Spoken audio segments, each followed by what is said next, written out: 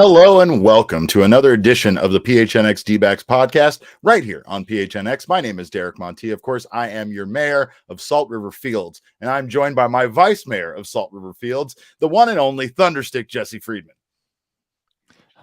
Hello, Derek. How are you, sir? I saw baseball today, Jesse, and not baseball between guys on the same team, not some sort of drills that little leaguers would run. No, I saw real actual baseball players between grown men on opposite teams, Jesse. So I am on cloud 9.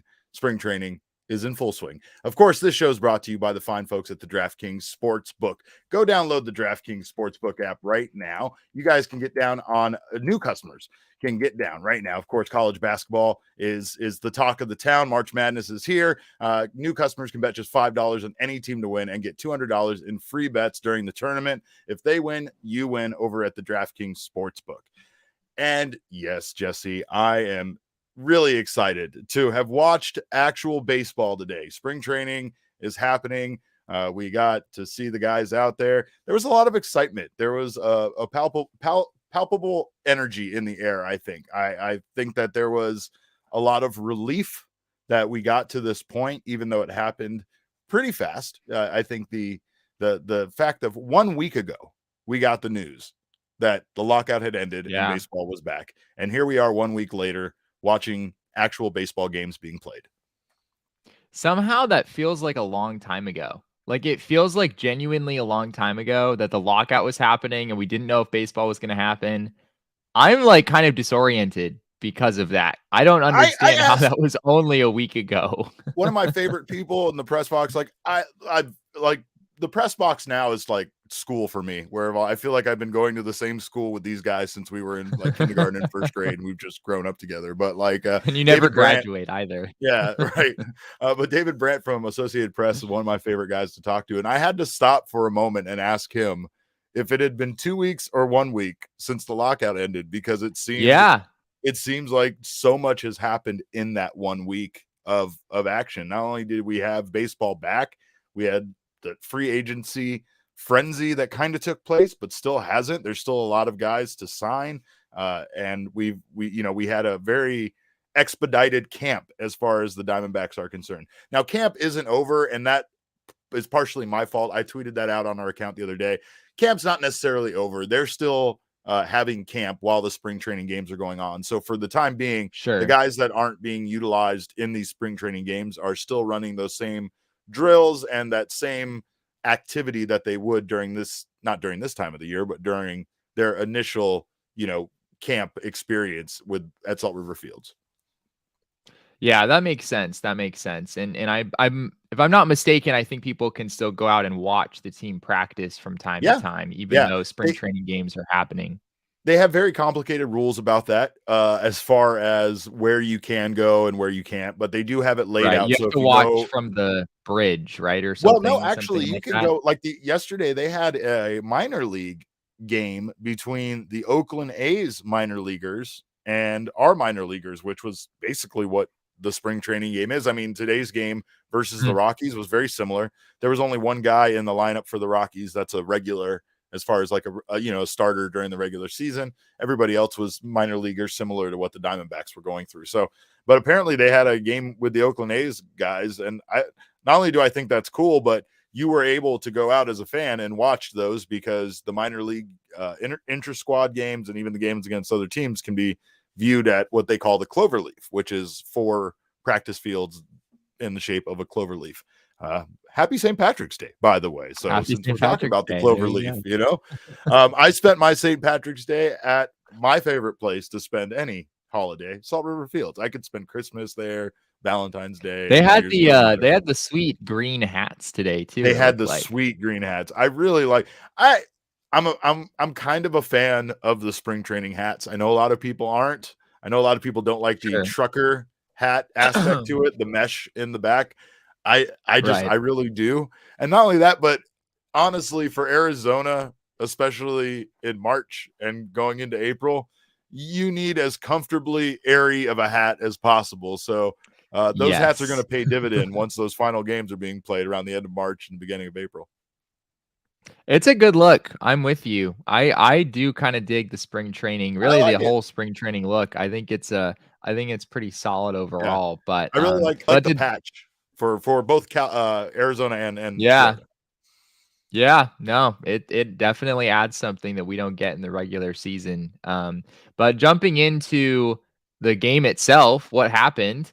Uh, Not much. I mean, the Diamondbacks lost 5-3. I'd say it was relatively uneventful. There's not a whole lot of things to talk about from what happened, but Dominic Canzone hit a home run. I thought that was great to see. Andy Yerzy hit a home run as well. Both guys who have a shot maybe to to make the roster, probably more of an outside chance than some of the other guys that are in the mix. But it was good to see that from both of them. Tommy Henry, one of the Diamondbacks' better pitching prospects, started the game, 3 innings, 1 run. Pretty good stuff from him as well. He had a good outing, and he said, he was definitely working on getting ahead in the count. That was one thing that has been his focus of his entire training camp. So it's Sure. weird watching spring training games because of the fact that sometimes guys are specifically working on things, even though these are minor league guys. They're still doing that. Like, there's a part of me that thinks, as a minor league guy, wouldn't you just go out there and try to impress, right? But in some cases, the Right. best way you can impress is by doing what you're told to go out there and work on, right? So even if you don't have success, even like in this case, he gave up the solo home run, he still had a really good outing, and I think he was pretty satisfied with the work that he's been putting in, right? But these minor league guys have more of an opportunity on this D-backs team, I think, than ever, and it's something that I keep thinking about. They not only had an opportunity to be seen by management more than they ever would during a spring training camp like this because of the exclusivity of the minor league mini camp, but they're also getting Right. this opportunity in games early on that they wouldn't normally get, I don't think, out of the gate, right? I don't think that they would get this kind of playing time right out of the gate, obviously. That's a great point. That's a great point. Yeah. And especially these next couple days, it sounds like tomorrow's going to be pretty much more of the same. We're not Yes. really expecting to see any of the 40-man big league guys, at least not quite as much. Although I guess Alec Thomas was out there today, and of course, believe he went 0 for 3. Don't think we He saw an Alec Thomas hit didn't today, have which didn't was have a great day, but Jesse, Corbin Carroll got a hit while I was watching. So he had uh 2. I believe Corbin yeah, was 2 for he had 4, two. if I'm Right. not Right. mistaken. Yeah, Yeah. that's what I'm saying. It's not me. It's not me. It wasn't me because I was present. So whew, that one was close. I was really worried that it was something I was doing really to block That's the a good Packers' idea though. ability to You hit. you're reminding me that as long as we have this arrangement where you're attending the games in person and I'm not there, I can totally just blame you when No, things aren't going I well. don't like that arrangement. That is not the arrangement we have, but you can try that all you want. Speaking of those games, though, like you said, there's going to be more of the same in tomorrow's game, but Tori Lavello, or T-Lo, as T-Love, that's the one I like. T-Love. We discussed his Wow, nicknames today. interesting. Yeah, it's T-Love. That's what I'm going with from now on. So T-Love, he said that several of the players' timelines have been expedited. He sounds very satisfied with the work that they put in the offseason. Not in every case, because I don't think everybody was doing what Josh Rojas and certain guys were, but definitely sounds like we will see some guys in the Angels matchup on Saturday, and maybe a couple of guys tomorrow, but probably not. It sounds like mostly he's going to hold off until that game with the Angels. It'll be interesting to see what they look like. Some of these guys who have had another very bizarre off season. Right, a couple years ago it was COVID and that whole situation. Waiting to see when exactly that would resolve. And fortunately, this year's significantly more normal than what that was. Right, it wound up being a reasonably short delay. Yeah, But as we talked about with Zach Gallen's situation, still not totally normal, right? Like he couldn't go to team doctors when he was having shoulder inflammation right. because you couldn't have contact with team doctors during the lockout. So But still a very luckily, he's bizarre with situation. he's with the conglomerate known as Scott Boras, which has its Right. own catering service, right? So of course, you get everything in a one-stop shop when you sign with Scott Boras, and he got his own medical team apparently. But yeah, I mean, it is what it is as far as the offseason goes. But I think, again, you have to be satisfied with the players' initiative to stay ready at all times and to organize the workouts and do everything that they did. So that part is outstanding. And I don't think many people care about what happens here in spring training. I don't think people are looking for too much. They never do. But what we'll see is kind of how some of these roles fill out, some of these positional needs. Today, Alec Thomas was playing in center field, and he looked very capable of playing center field. He looked very comfortable out there. Just like watching him in the batting cage, he looks so natural when he's taking batting practice and live BP and stuff. His swing is such a natural swing.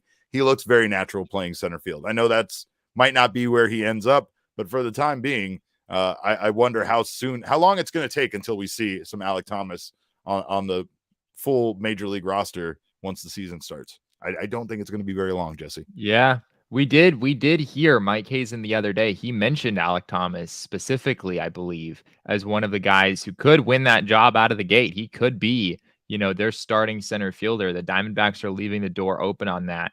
And that's exciting because I think a lot of people came into this season expecting service time manipulation to factor into this. The Diamondbacks would try to push back his service clock and bring him up in May. Not because he needed to be brought up in May or because, his development warranted a trip back to the minor leagues, but because the Diamondbacks could eke out an extra year of team control if they did that.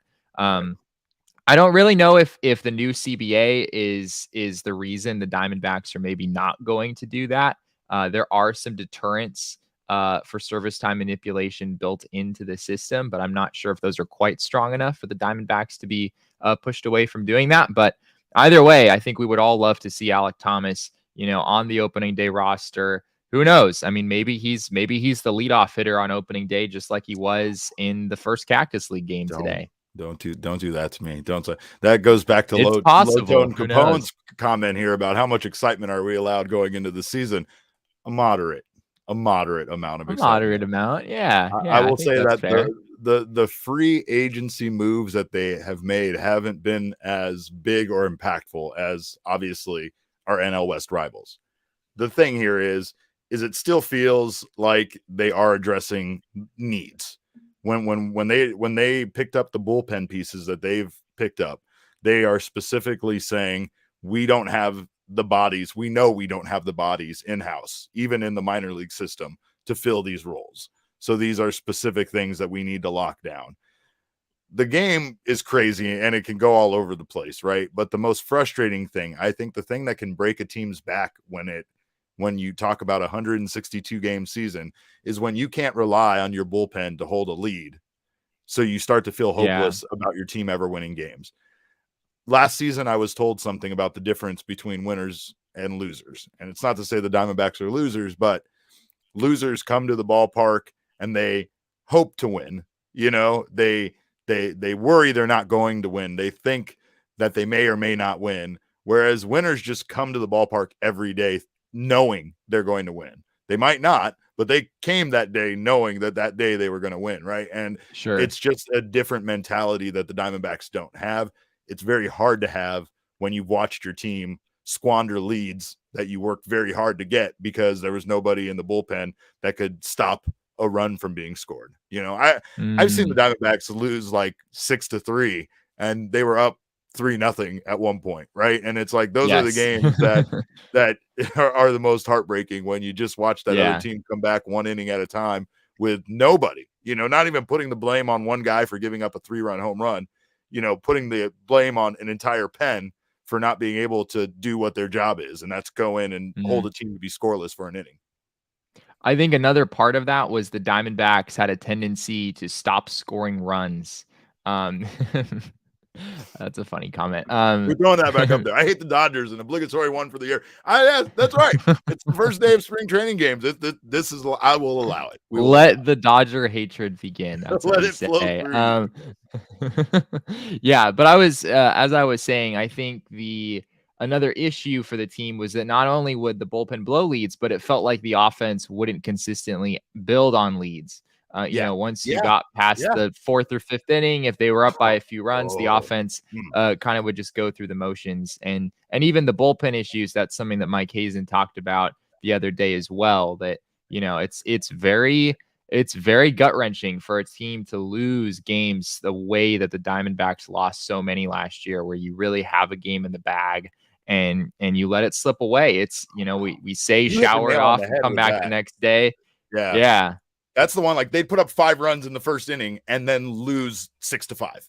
And you're like, really? Yeah. Really? Yeah. You guys that came out hot. You put up 5 runs in the first and couldn't manage to put up another run the whole game. I know baseball is hard. That's one thing we try to remind people of all the time. It's a very difficult game, but you would think when you came out that hot that you'd be able to sustain some sort of offense, right? So Right. I really don't know. And there's still some issues that I think the Diamondbacks have to address. And we'll talk about what we're going to do at third base here in a little bit. But before we get to that, I just want to remind everybody once again, not like you needed to be reminded. You know what time it is. It's March Madness time. So go over to the DraftKings Sportsbook because new customers right now can get turn your team's victory into your own big win. New customers can bet $5 or more on any team to get $200 in free bets if your team wins. It's that simple. Existing customers can get down on same game parlays or multiple game parlays with this March Madness tournament. The more legs you add, the more money you win, no matter what you want to do with your bet over at the DraftKings Sportsbook. Keep in mind, though, again, with the college hoops games, that the same game parlay submenu has different options that you can add, more just different legs, different the names are escaping me of betting because I'm terrible with this, but all sorts of different options that you can get in on. I personally love the same game parlay sub menu because of the stuff that wasn't showing before for a straight bet. So just remember to click on that and see what else you can add. Reminder, DraftKings is safe, secure, and reliable. Best of all, you can deposit and withdraw your cash whenever you want. Download the DraftKings Sportsbook app now. Use promo code PHNX. Bet $5 or more on any college hoops team to win and get $200 in free bets if they do. That's promo code PHNX this week over at the DraftKings Sportsbook. 21 and over only. Arizona only. Gambling problem? Dial 1-800-NEXT-STEP. New customers only. Minimum $5 deposit required. Eligibility restrictions apply. See DraftKings.com/sportsbook for details. Props. That's the word that I couldn't think of there. All sorts of props that you can add. Oh, words are hard, Jesse. You know that. But of course, we want to talk about. Of course, the bullpen has been addressed, and I think that they did a good job addressing it. As we talked about on yesterday's show, it very much sounds like it's been decided that Mark Melancon is going to be the closer, and that Ian Kennedy will be the setup man, as we heard from Ian Kennedy's own words. But we still have to figure out what the Arizona Diamondbacks are going to do at third base. And for that, we're turning to our third baseman by committee that for the time being, we're lovingly referring to as the law firm of Van Meter, Ellis, and Rojas. No upfront fees, only pay when we win. I don't know so much about that last part. I don't think that that's part of the CBA, but the law firm of Van Meter, Ellis, and Rojas. Shout out to our friend Chris on Twitter for coming up with this fantastic name. And it is a very, Jesse, I don't know if I'm going to turn to these men to defend me in a court of law, if you know what I'm saying. Not at the hot corner. But yeah. What do we think about this potential battery? And do we think that the Diamondbacks are going to do something other than turn to those 3 guys at third base? I still think so. I mean, we saw Jonathan VR sign with the White Sox, so yeah, good. He's off the table. Another one we lost. I still think there's this decent chance the Diamondbacks go look at Asdrubal Cabrera again. You know, one of the veteran options that are still out there. I believe Cabrera is still out there. Asdrubal Cabrera, Jesse? Is that what you just said? Asdrubal Cabrera. I think it is entirely possible that the Diamondbacks go that direction again. Because look, I mean, none of these guys are guys that you really want to start the season counting on, right? You want to give them opportunity. You want to leave the door open if they come in and prove something to you. But you don't want to put yourself in a position where you're forced to rely on them, right? And this is not really Rojas. Rojas, I think, is someone the team will rely on in a big way, but I don't think he's going to play a whole lot of third base, nor should he. And so at that point, it's Josh Van Meter, who honestly just looked defensively not quite ready enough to play third base every day. I'm not sure that's really his natural position anyway.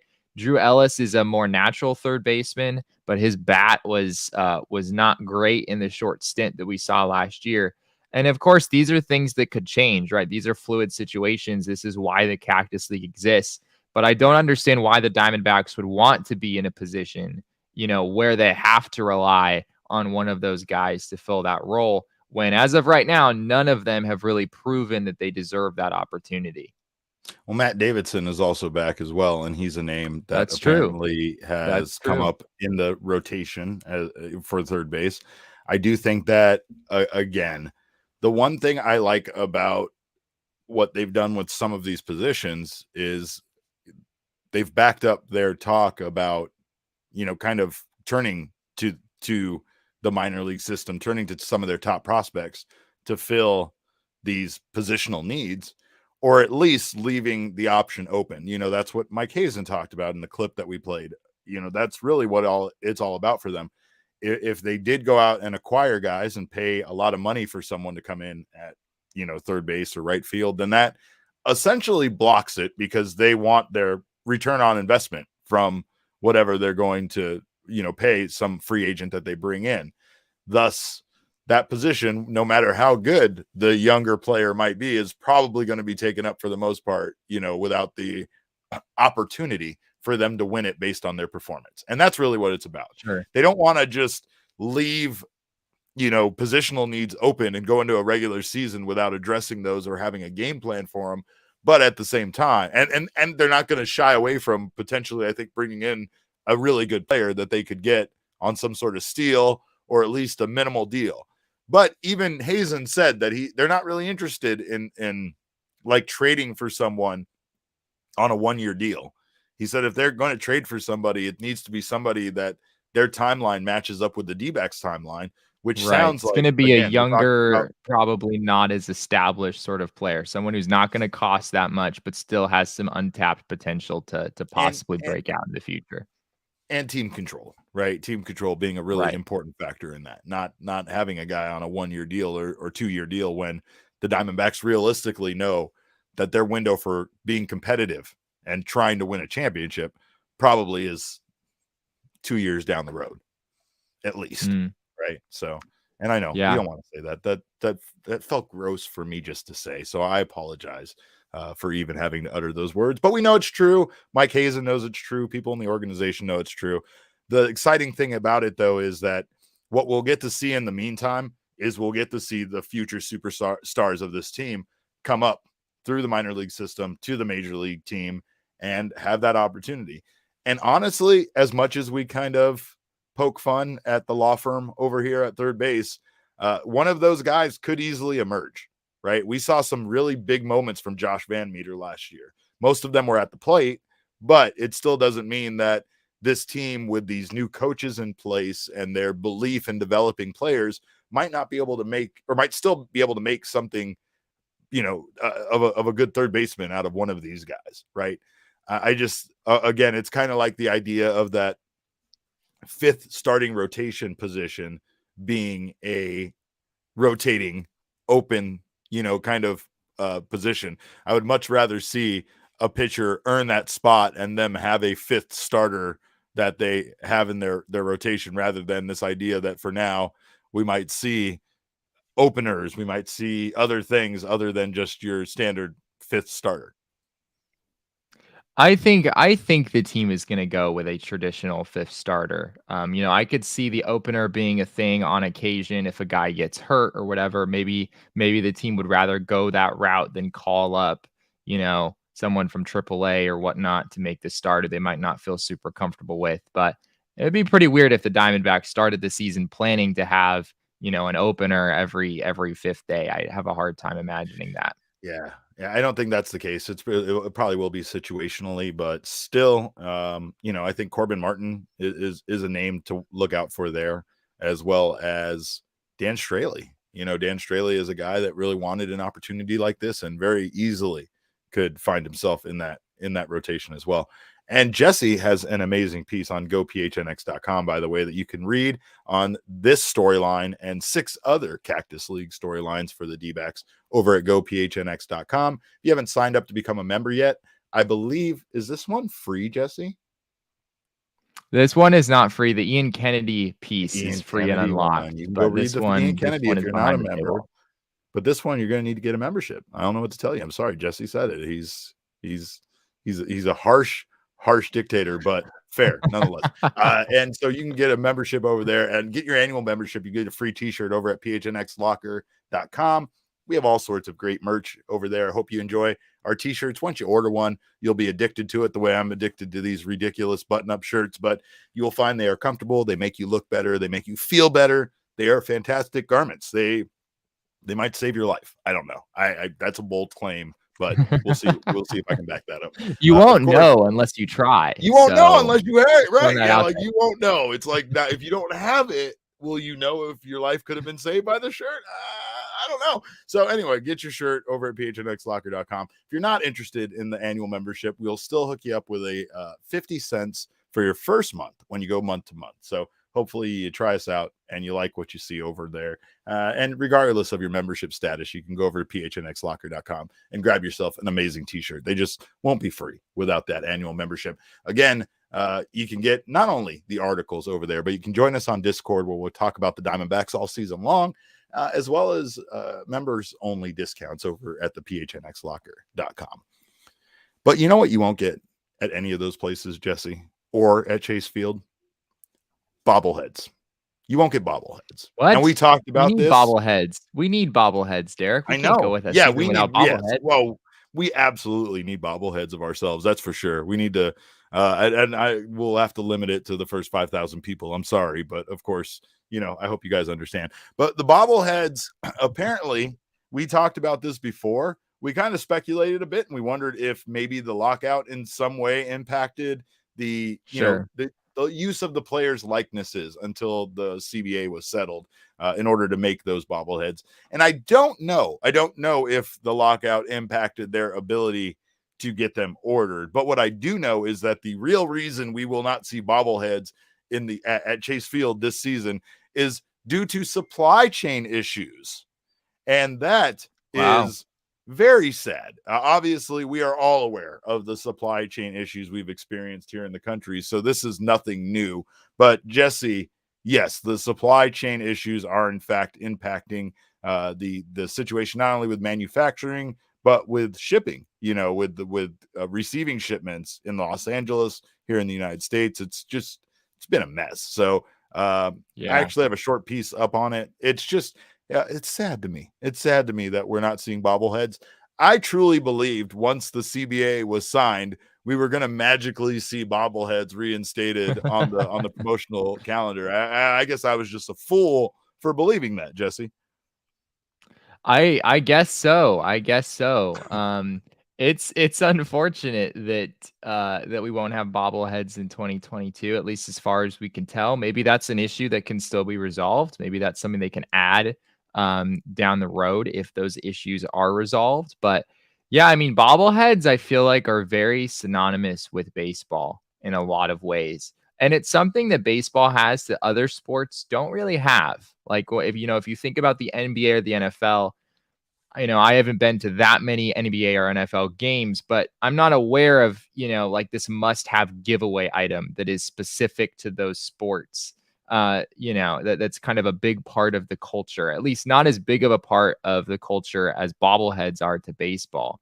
And I know the Star Wars one in particular, people are probably very heartbroken over. We've had this conversation. I don't really like Star Wars, so I would skip over that one anyway. But I don't know. Here's my AJ Pollock Star Wars bobblehead. Yeah, that's not a good one. Weird. No, I'm not doing that one. We're doing because this one looks like me. So we're doing the Josh Colementer levitating the ball Star Wars bobblehead. Josh Colementer's beard is a step above yours, Derek. I have to whatever. Be honest you don't need to take unnecessary shots at me. This is look at. I still think it's weird, but I'm glad. All right, I'm just saying. Derek is currently trying to impersonate Josh Colementer's pose in the bobblehead. I could never on audio. I could never ever. Yeah, for our free. Yeah, thank you. And yes, Maniac QC. Maniac I apologize. KQC, You something like know I'm that. bad with Yeah, names, but NHL has bobbleheads sometimes, and you're right. I think NHL, sure. all the Not sports just kind of have not just adopted. baseball. Right, but Yeah. the bobblehead kind of started in baseball, right? Like that was where I originally first saw them, and then yeah, once it transcended over to other things, I mean, yeah, everybody wants a bobblehead of everything. I still want my Dwight Schrute bobblehead from The Office. So, but you know, again, it just sucks. Supply chain issues. That's that like I wanted to blame something else on the lockout. I wanted to be mad about the lockout for just one more thing, and this one I just can't be mad at the lockout about. So I guess COVID wins again, right? We can be mad COVID at that, I remains suppose. undefeated, Jesse. Don't you forget. Before I go, I want to give you guys my DraftKings pick of the week. Obviously, March Madness is going on, and you guys have all filled out your brackets. So I don't need to go there with the brackets, but I'm going to give you some picks that I have. I'm going with Iowa State over LSU. I know that's crazy. I'm going with obviously Arizona over Wright State, but that's a big spread. The spread is 21 and a half points. I don't know if I might take Wright State. I don't know. I might take Wright State to cover the spread. 21 and a half points is a lot, but Arizona is very, very good. So I might regret that. But last, I will say Virginia Tech. I'm taking Virginia Tech over Texas. So there you go. There's your DraftKings pick of the week. I could sit here and give you my brackets, but nobody wants that. Nobody wants to hear that. We're doing a bracket thing here at work, and I'm probably going to lose, so I'm okay with that. But I'm not okay with. I'm definitely not okay with the bobbleheads thing. That still upsets me. Giselle says my family and I would get to games 2 hours earlier just to get bobbleheads. You're absolutely right. You're absolutely right. It was the thrill of the chase. It was the hunt. There were so many things about it. I don't know, looking at the promotional schedule now, Jesse, how many people are going to be excited about a bucket hat? I just don't know. I mean, the Father's Day shirt is always still pretty good, but when I saw that we were getting a t-shirt on Star Wars Day, my heart broke just a little bit. That's all I'll say. Star Wars Day was the bobblehead day, but whatever. I'll get over it. We'll all get over it. We'll be fine. We'll be fine without our bobbleheads. Again, just hold on to the ones you have tightly, but not too tightly because they're crazy fragile and they'll break. Luckily, well, I think the only path to take from here, Derek, is for us to figure out how to make our own, right? Yeah. I don't know how artistic you are. I'm not particularly artistic, but I think we have some if we artistic put our fans. heads together, we have some. Sure. Josh Hunt. I'm sure Josh Hunt can figure out how to make a homemade bobblehead. So we'll round up a crew and see what we can come up with. Not to mention, again, I don't know if you've seen Nick Sutphin's work on Twitter with his baseball cards, but he is another amazing artist that we have in the mix. So we'll collaborate. We'll get together and we'll figure this out. We need to get a bobblehead done. But we thank you guys again so much for joining us, for watching the show, for listening to the show. No matter how you're digesting the show, whether you're a viewer or a listener, we appreciate you being here. You can follow us on Twitter. I'm at cap_caveman with a K. Jesse is at Jesse N. Friedman. Our show is at PHNX_DBacks. It is the premier leader in spring training coverage. You're not going to get better spring training coverage than you get over here. Today, I was a bit overwhelmed. There was a lot of stuff going on. I was very excited. Made my way down to the field. I got my own seat for once. I didn't have to fight for a seat in the press box. It was a good day. And of course, it's always a good day when the sun is in the sky and you get to watch baseball in front of you. But we thank you guys again so much for loving baseball, for sticking with us through the lockout. That's the most important thing. For those of you that stuck with us through the lockout, bless you. We thank you guys so much. We hope we made it a little easier to get through, and we're very thankful for you guys being here with us and listening to the show. Of course, if you're listening to us right now on your favorite audio podcasting app, make sure to subscribe to us if you haven't already done so, and leave us a 5-star review if you'd be so inclined, if you feel we deserve it. Also, go over to YouTube and subscribe to the PHNX Sports YouTube channel over there. Sign up for notifications. That way you don't miss any of the content coming out from our PHNX team. We got some good stuff coming out, and I know I'm biased, but speaking frankly, it's very, very good work that I enjoy very much. So check out all of the work from all of our beats over here at PHNX. Sign up to become a member over at gophnx.com. Use our code of PHNX over at DraftKings Sportsbook, and keep watching, keep listening. And we hope to see you guys out at the field. On behalf of Jesse and myself, we thank you guys so much for checking out the show. And remember, kids, baseball is fun, but it's so much more fun when you can bet on baseball.